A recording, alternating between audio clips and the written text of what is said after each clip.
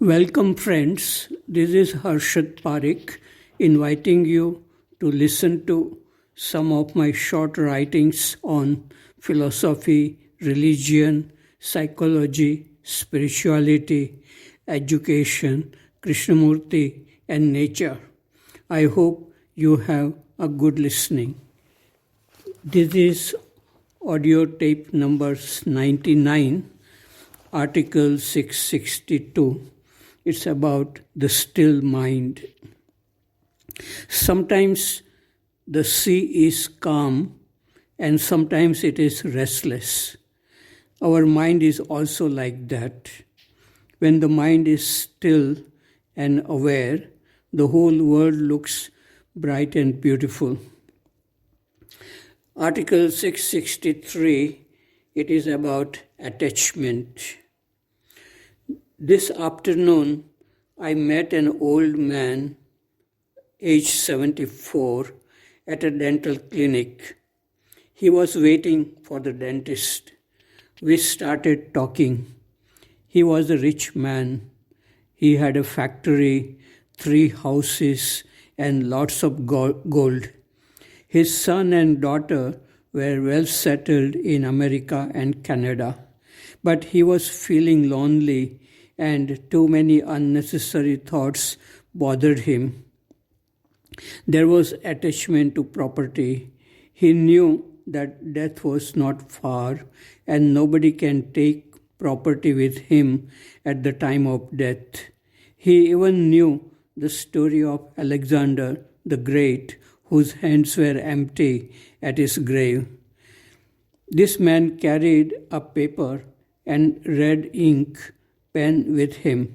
He would start writing Sitaram on a paper to keep his mind free from bad thoughts.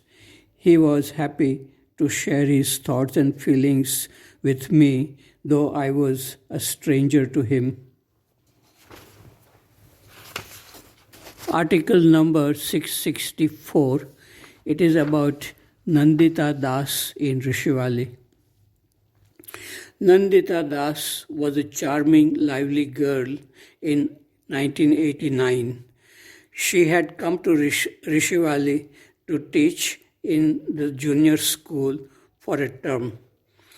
She had just completed her BA degree and she wanted to do some social work as part of MA degree.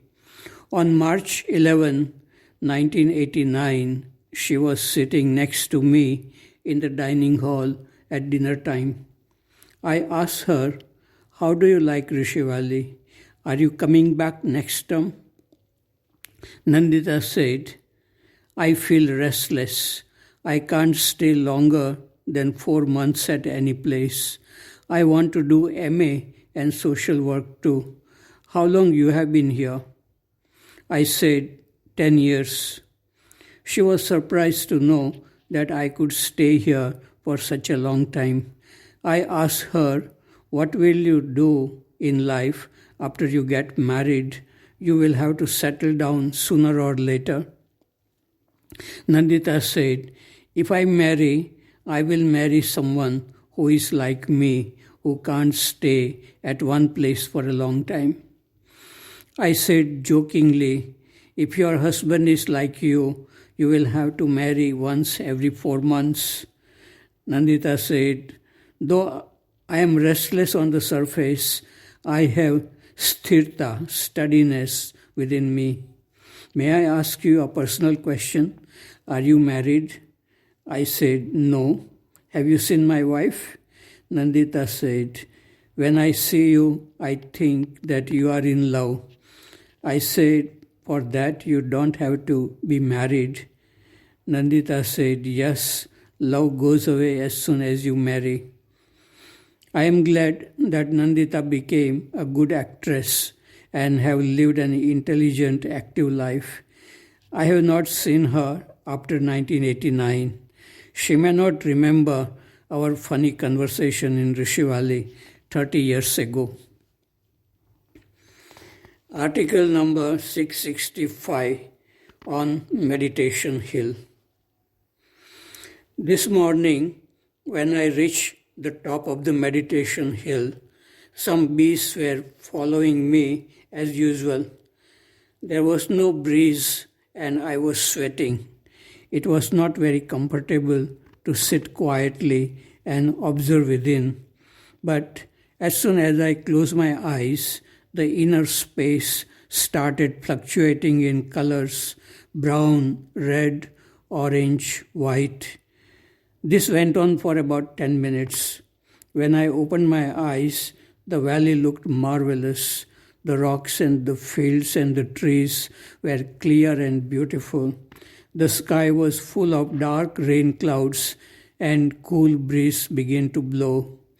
There were some raindrops as well. The bees had gone. How nice to relax and to observe the inner and the outer space. This was written on May 10, 1992 in Rishi Valley. Article number 666. It is about tennis in Rishi Valley. Tennis used to be a very popular sport at Rishi Valley in 1980s. Now tennis is not much encouraged in Rishi Valley. Here is a memory about tennis from my old notebook. On February 5, 1989, we went to Madanpalli to play tennis matches against Madanpalli Club. Marker and I won the first set at 6-2. Arun and Shankar lost the second set at 0-6.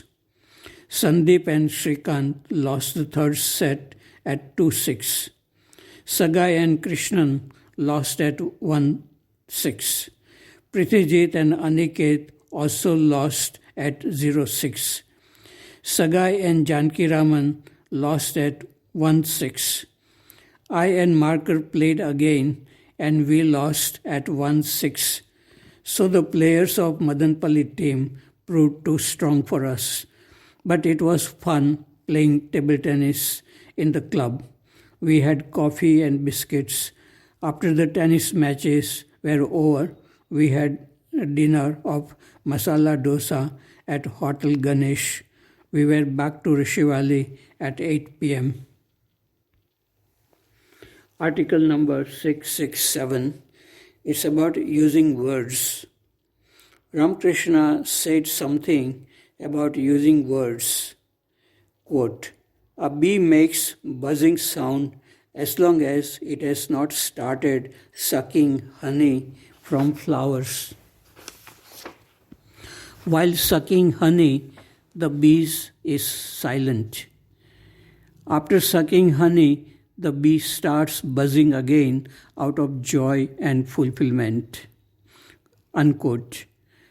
People speak either from the restless mind or speak from clarity, peace, and freedom.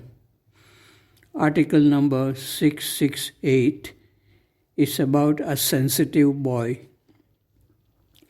On February 8, 1989, a boy of class 8 in Nim House was avoiding PT, physical training, in the morning. When I asked him why he was not going for PT, he said, "I gave away my 2 sweaters to Papama, the servant lady, and her daughter, who were shivering with cold. I have only 1 sweater left and I feel cold in the morning. But from now onwards, I will go for PT. I am sorry to give excuses." He is a talented boy in many ways, and I hope he does not get spoiled as he grows up. Article number 669 about the universe.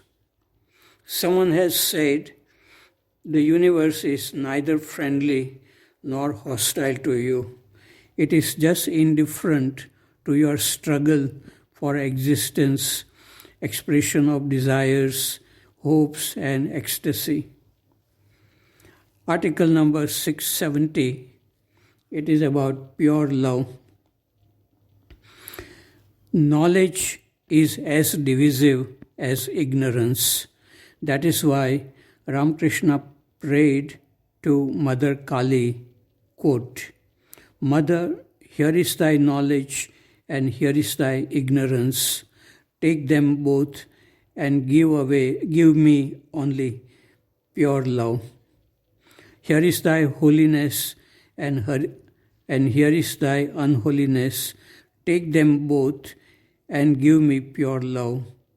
Here is thy good and here is thy evil. Take them both and Mother, give me pure love." Unquote.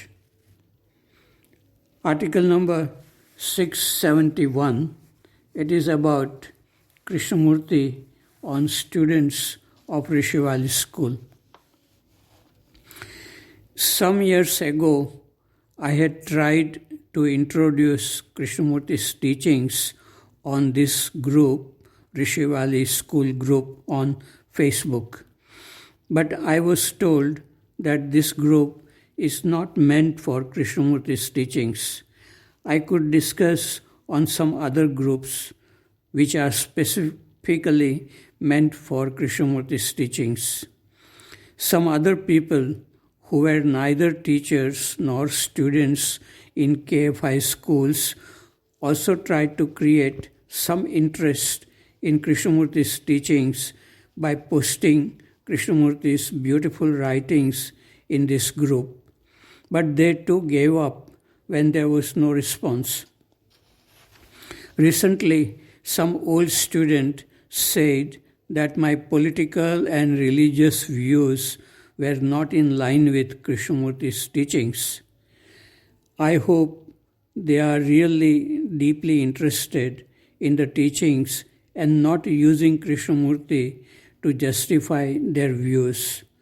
One has to go deeper than thinking and views to understand and feel what Krishnamurti was saying about the mind itself, which is the root cause for most of our problems.